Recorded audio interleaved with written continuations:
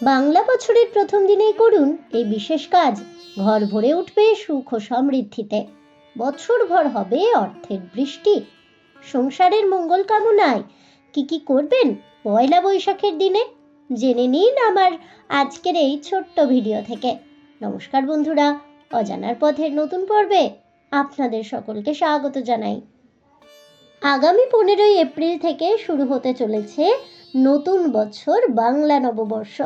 নতুন বছরের এই প্রথম দিনটি বাঙালি সমাজের কাছে অত্যন্ত গুরুত্বপূর্ণ। এই দিনটি পয়লা বৈশাখ হিসেবে পালন করে থাকেন বাঙালিরা। তাছাড়াও বাস্তুশাস্ত্রের দিক থেকেও বছরের প্রথম দিনটি অত্যন্তই মাহাত্ম্যপূর্ণ। এই দিনে মন্দিরে মন্দিরে পুজো, হালখাতা, একে অপরের বাড়ি যাওয়া, খাওয়া দাওয়ার এলাহি আয়োজনের মাধ্যমে কাটিয়ে থাকেন প্রত্যেকেই। সেই সঙ্গে সারা বছর যাতে ভালো কাটে সেই শুভ কামনাও করে থাকেন সকলে। তবে অনেক সময় জীবন নানান সমস্যায় ঘিরে থাকে, যার ফলে মনের সব ইচ্ছে পূরণও হয় না। তবে বাস্তুশাস্ত্রে এমন কিছু উপায় সম্পর্কে জানানো হয়েছে যা এই বাংলা নববর্ষে মেনে চললে নানান সমস্যা থেকে পাবেন মুক্তি। শাস্ত্র অনুযায়ী এই বিশেষ দিনে গণেশ পুজো করলে সংসারে সুখ সমৃদ্ধি আসে এবং সকল বাধা বিপত্তি দূর হয়।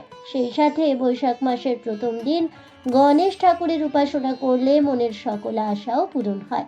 পয়লা বৈশাখের দিনটিতে 5টি কড়ি মা লক্ষ্মীর ঘটের উপরে রাখতে হবে এবং প্রত্যেক বৃহস্পতিবার সেই কড়ি সহ দেবী লক্ষ্মীর পুজো করলে দেবী অন্নপূর্ণা প্রসন্ন হবেন।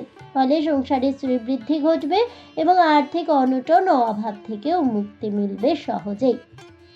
বছরের প্রথম দিনে একটি পাত্রে তেল, হলুদ এবং সিঁদুর মিশিয়ে তার ফোঁটা আম পাতায় দিতে হবে। এরপর 7টি আম পাতায় একটি লাল সুতো দিয়ে গেঁথে দরজার ওপরে টাঙিয়ে ফেলতে হবে। সবশেষে দরজায় ধূপ দেখিয়ে বাড়ির দক্ষিণ পূর্ব কোণে পুঁতে দিলেই বাড়ির বাস্তুদোষ কেটে যাবে সহজেই। বছরের প্রথম দিন ঘরে গণেশের মূর্তি স্থাপন করলেও অর্থের দিকে সুফল মিলবে। এদিন বাড়ির পুজোর ফুল, টাকা এবং গয়না রাখার জায়গায় রেখে দিতে হবে।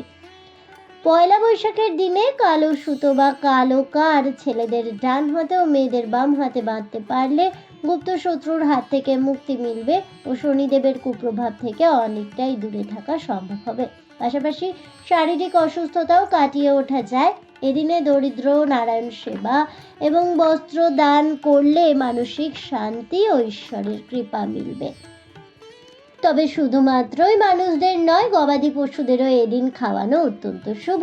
উল্লেখ্য, এদিনে পুজো শুরু করার আগে অবশ্যই বাড়ির প্রতিটি ঘরের সামনে আলপনা দিতে ভুলবেন না যেন। সেই সঙ্গে প্রত্যেকটি ঘরে ধুনো শঙ্খধ্বনি দেওয়া শুভ। এতে করে নেতিবাচক শক্তি দূর হয়ে ঘরে ইতিবাচক শক্তির সঞ্চার ঘটবে।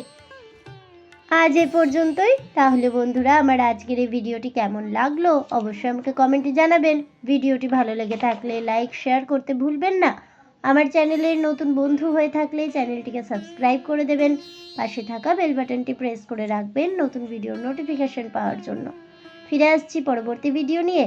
ততক্ষণ সবাই ভালো থাকুন, সুস্থ থাকুন আর অবশ্যই সঙ্গে থাকুন আর দেখতে থাকুন অজানার পথে।